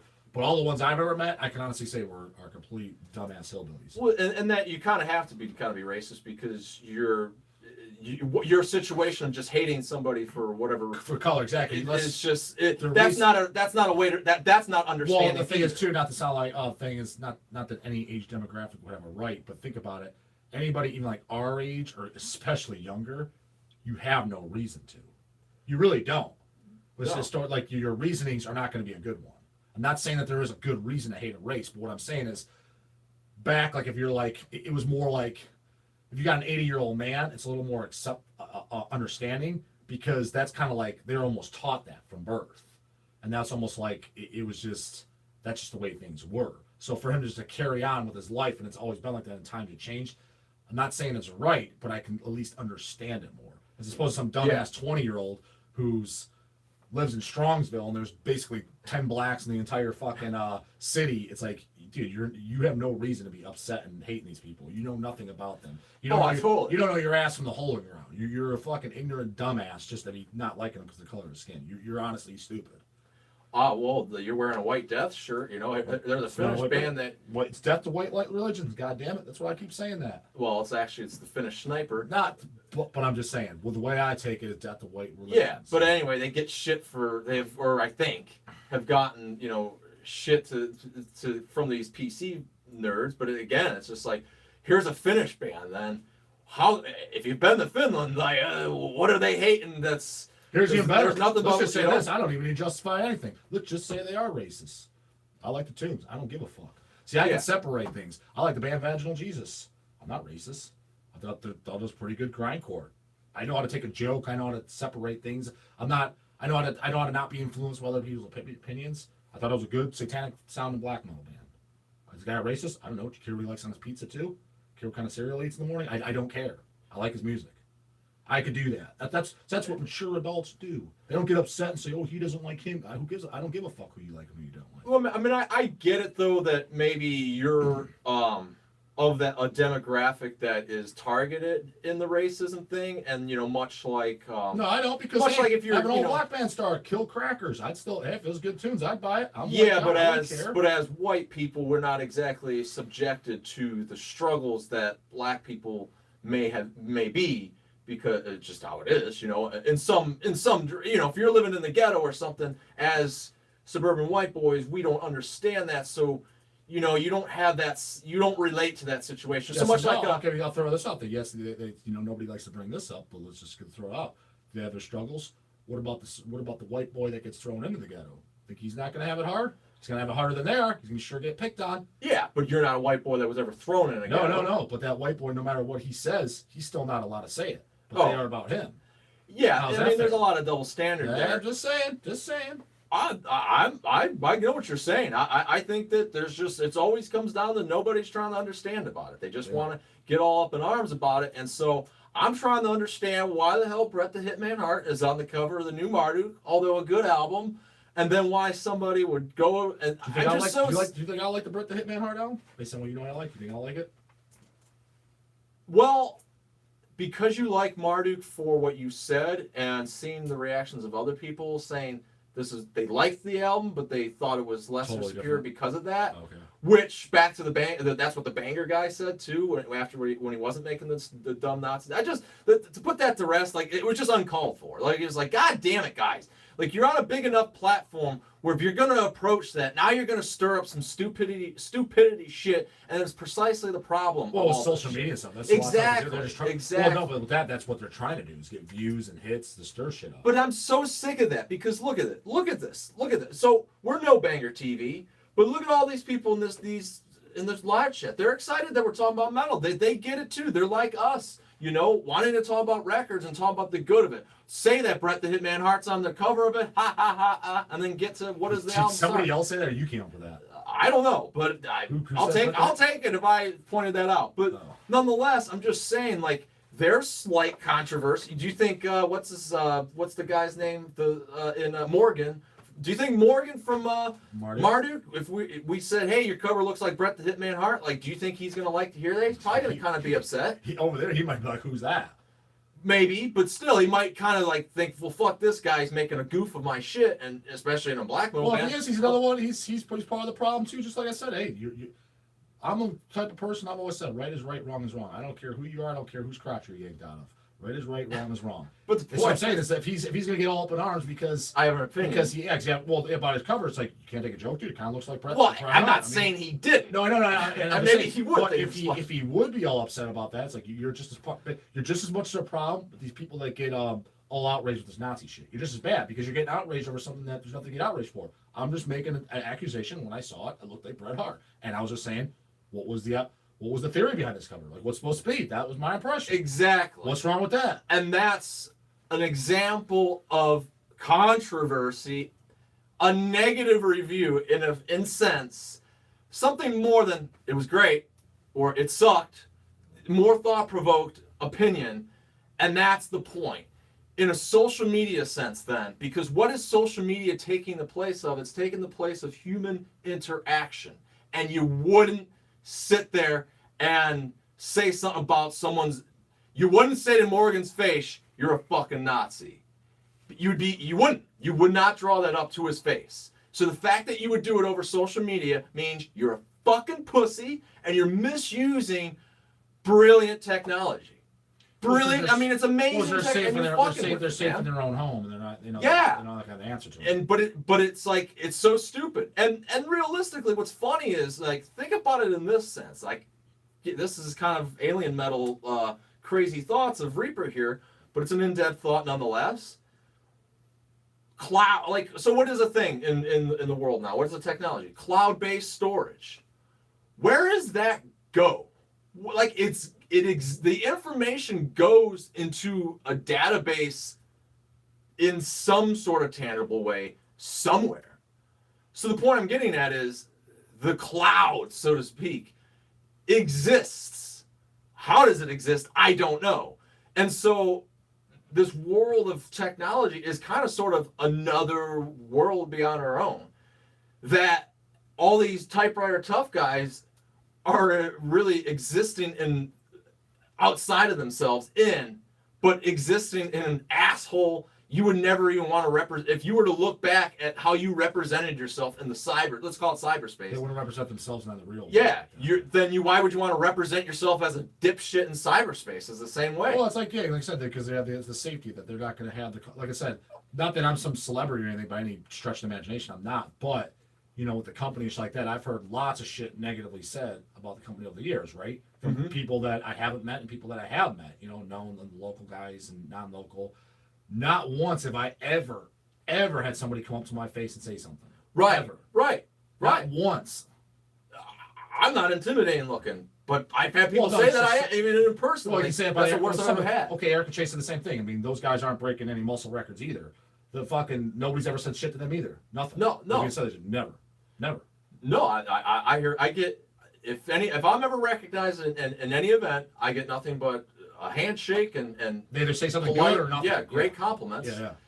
And that's great. And I think that's precisely what makes me irked because it's like I think Hells Headbangers, Reaper Metal Productions, everything they were close to, hell, even Werewolf, Satanic Lori, or whatever, Werewolf, even that, it's all an embodiment of passionate metalheads.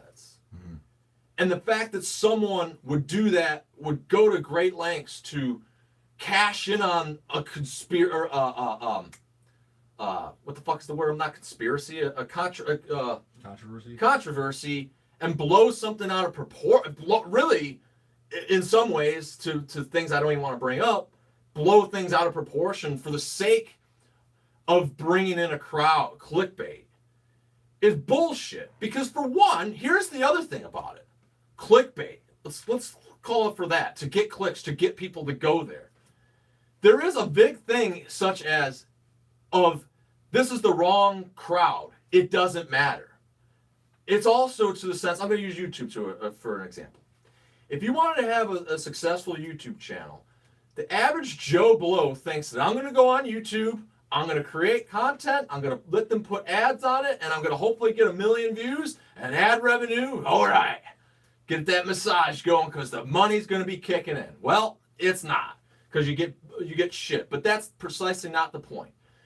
You do not only so that actually is a very good point, is that when you're using corporate America ads in this situation, YouTube ads, because they're advertising fucking Domino's Pizza and so on, you're getting pennies for it. Then driving people to there that don't give a shit. A very successful video on Reaper Metal Productions is Finished Metal. I can look at my YouTube analytics, and even though it says, 30,000 views, that's not 30,000 fully watched views. That's 10 seconds. That's 5 seconds. That's full 20 minutes watching it. So the point is you're going to make a stink. You're dragging people within your demographic of metalhead, of metal. Whether you like Slipknot and all the garbage aside, you're still within the same camp of extreme music that the rest of the world hates. And then you want to go and attack that so you can make some corporate American pennies to a fucking view ad revenue? Because that's all it is at the end of the day. Oh, even that I'm not gonna. And that is, ladies and gentlemen, a fucking poser.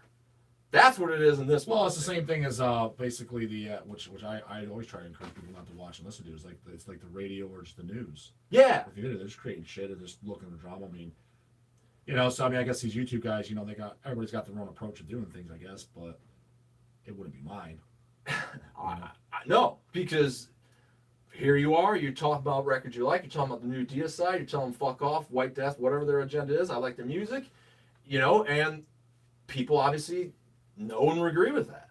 Yeah. And that's the point, is it's organic. The thing is, not everybody seems to, especially these days, you know, with social media and shit like that, everybody wants to have their opinion reached, but unfortunately some people just you're not in a position to really give an opinion because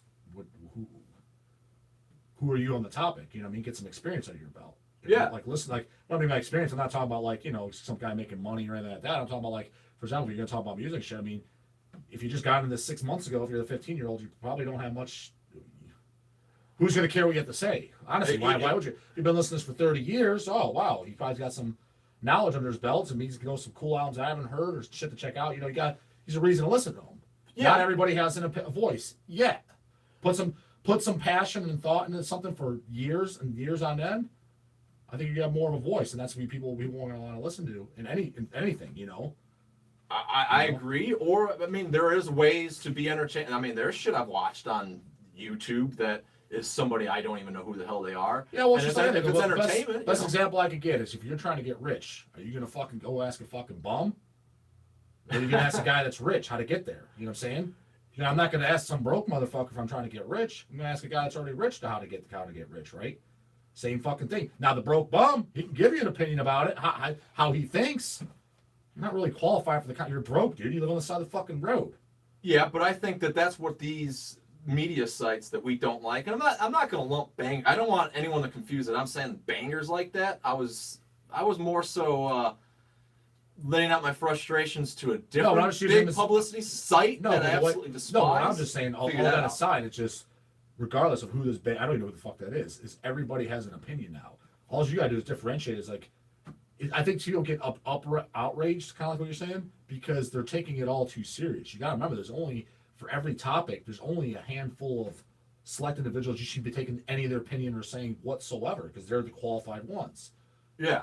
Well, but like I said though too, is that I think to be an established figure of whatever form gets you ahead, because you're gonna want to hear what an owner of Hells Headbangers has to say over the 16-year-old kid. I don't think you need to be an established figure. I'm no better at anything more than anyone else. The only thing that I have is I've been listening to this stuff most of my life. So maybe somebody would want to hear my opinion, or over somebody that's been listening to this for 6 months. That's all I'm saying. Yeah. And maybe they don't give a fuck, and that's perfectly fine too. Totally. But that's what I'm saying. So the kid that's been listening to us for 6 months, though, he's just got a bigger challenge then of how to stand out from a crowd. How should anyone, and that's what I'm saying. And that's how you can purely attribute what is garbage, as far as I'm concerned, in a publicist metal world. Who are the bad journalists and who are the real fans? Because the bad journalists, they're going to be talking about all the same albums that you don't give a flying fuck about by all the big labels that are clearly just endorsing those. And then just like spouting fucking shit to get people in an uproar, where I've seen it. I've seen people, Josh, who wears the Amaho. Yeah, I remember the first unboxing video for Hells Headbangers he did. I think he had a SpongeBob hat on. I thought that was funny. I didn't think anything more of it. I just thought, I've never seen a metalhead wearing a SpongeBob hat. That caught my attention, and maybe only that. But then I watched the video more, and it was Hells Headbangers, so I was curious, and I didn't know what an unboxing video was at the time. But I watched it, and that was somebody to me that I've never recognized, and it stood out. And there's someone who I'm assuming Josh maybe now has a presence. He's supposed to be, doesn't he live in Texas? I think so. Yeah, he's flown out to Hell's Headbangers. You know. Oh, you met him? Yeah, I think you did too. He came to the table where he was there, so that's kind of, he seems to be, passionate about what we're doing. We're a fan. Oh, for sure. I know that for sure. Heard from us many times. I know that, and I've talked to him. I would take his opinion over some 12-year-old that just got in this last week. That's exactly, and he's a SpongeBob hat or not. Well, right, but I'm just saying there's something, and that was just him being him, and that's the point. He was being himself, wearing a SpongeBob hat or whatever, talking about metal records, no gimmick aside, just being himself, and that is exactly the point. This is organic. Exactly, and that's how you can do something, and that's how somebody. I'm assuming Josh didn't have an establishment to go off of further than just. Fuck it! I like these records. I'm going on YouTube and I'm making these videos. That's nice, And that's how people should be doing it. And that's I would rather hear what Josh tells you is a new album that you should check out than any of these fucking huge public sites. Oh, I would tell you all this dumb garbage anyway. I would totally take his opinion over them for sure, without a doubt. Yeah. So, yeah. So there you go. This has been Hellcast. I am Reaper, the disgruntled host. That is definitely encouraging you to think outside the box than to do this fucking bullshit that these big sites that I don't even want to bring them up. Don't even bring them up in the comments if anyone They has. only deserve the shout out. Yeah, they only no, because that's how you empower them, and that's the other bullshit aspect of it. We've went on those rants before, but that whole banger thing when him bringing up the Nazi thing that just kind of pissed me off. I'm just so sick of hearing that topic. It's just like if you don't like it, I'm fine. I don't even like it. Just change the fucking channel. I'm just so sick of hearing about it. It's fucking this shit was 100 years ago. Let it go, people. That's the way I see it. Well, internet user Eddie is still flying. James, glad to see you're finally here as we're leaving. You can rewatch. We hit the rewind button. Yeah. And I don't know what I ducked out of the live chat there for a second, but and I just want to remind everybody to check out it's James since you just got here. Dreadful Fate, man. But hopefully you'll go back and listen to the. I don't know whether if I want to like when someone says like watch the live feed like the late replay of it, I'm kind of like oh. Where like when someone's like I listened to the episode, I'm like oh good because it sounds better. It just sounds better. You get the nice mics. It's got the musical interludes. Maybe they like it raw, like the demos. They want to hear the demonstration. All right. Well, this isn't the demonstration. This is the legit video that just sits there. But I do want to tell everybody that definitely working toward a better live feed. Gonna have better quality videos, basically the same quality videos as the Heavy Metal Relics videos that are on the channel as well. Which, if you have not seen those, there's simply a playlist called Heavy Metal Relics. Search it out on YouTube. It'd be anything that comes up for Heavy Metal Relics will be pertaining to what you're looking for. And so, I just want to encourage you to check those out, but also thank everybody that has been tuning in during this crappy looking, camera, or maybe not even caring about it. But definitely want to roll that out. I've been talking about it for a while now, and have gotten that. It almost happened today. I just had a chance to kind of rig it to use, kind of get there. Some of that shit might be kind of expensive, but definitely want to go there because I want this live feed to represent what the finished product of the show is.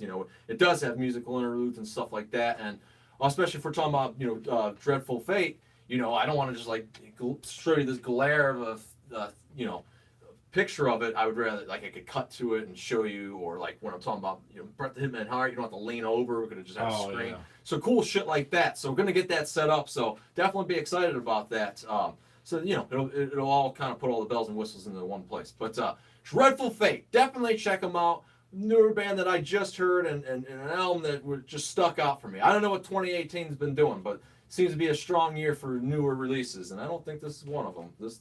But Dreadful. If you're interested in Dreadful Fate, or anyone interested in Dreadful Fate, the link is in the description. I didn't listen to that one. I listened to the other one in the shop. Vengeance. What did you think? That was good. Yeah. So the Sin of Sodom was before that. I didn't know that, so I'm so. That's what I recommend. I told you I knew the name and remembered. I mean, I did recognize him totally. Oh, okay. Like, I was like, oh, that's what I recognize. I pulled that before. Oh, okay, cool. Yeah. Well, yeah, there's 2 releases now. I didn't know that. I thought they just had this album, and then I'm like, oh, I seen that before. Yeah, so I knew. When you told me, I was like, I know the name 100%. I was like, I know we've had it. Cool. Yeah. Well, something we definitely Hells Headbangers has definitely had before too is Acid Witch Stone, but we have not had the digipak version. So this is now the new pressing, and the candy corn. Is there going to be a black vinyl again, or is it? There's going to be. I think so. There's going to be at least 2 colors for sure. Whether it's black and candy corn, but candy corn seems to be the hottest selling one. Cool. Well, those are available. The digipacks just came in today, so if you pre-ordered it, expect that your order to be going out. And then you obviously, if you order it now, then it's going to be going out, especially because they're in. But For the vinyl people, yeah, the vinyl should be here, but it's just, I don't know, blame it on the post office. But nonetheless, you can still order it. It'll be essentially a pre-order now, but they'll be going out next week. Let's face it, it's Friday. Everything will be going out next week at this point. So, nevertheless, Acid Witch Stone is also available on vinyl. The links for both the digipak and Dreadful Fate, all that is in the description on this video, as will be for this episode at hellcast.net, which, if you have not already done so, please do so. Go to hellcast.net and subscribe to our mailing list. Because you may remember from a few weeks ago or this whole time, we've been doing a lot of giveaways and stuff. And so if you're on the hellcast.net mailing list, which is the Reaper Metal Productions mailing list, so you'll be hearing about all things Reaper Metal Productions, which 2 thumbs up to that. But you know, you'll get notifications about episodes and all that stuff. So I would hope that you would care about that, as opposed to all the other bullshit other people be telling you about. But nonetheless, you would also be automatically entered into any giveaways that we're doing, because we do just draw we just draw from a hat, and those entries come straight from the mailing list. So yeah, hellcast.net, subscribe to the mailing list, and subscribe to this YouTube channel. There's a lot of commandments going on here, and make sure you tick the bell, I guess. That way you'll get a notification when we do this live, because we will be doing another live Hellcast, not next week. We'll have a different video, 1 p.m. Eastern next week, and then we'll be doing a live feed. So we'll always be doing a live feed, then a video, and then a live feed. So there you go. There's the Reaper Metal channel thing.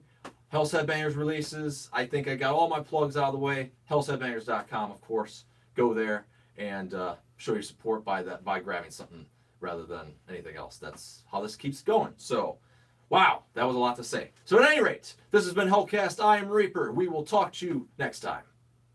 Alrighty, and this is the awkward silence for the live feed as I turn it off, which will hopefully be a thing of the past too, as we get the new technology. Tape is our budget in this studio.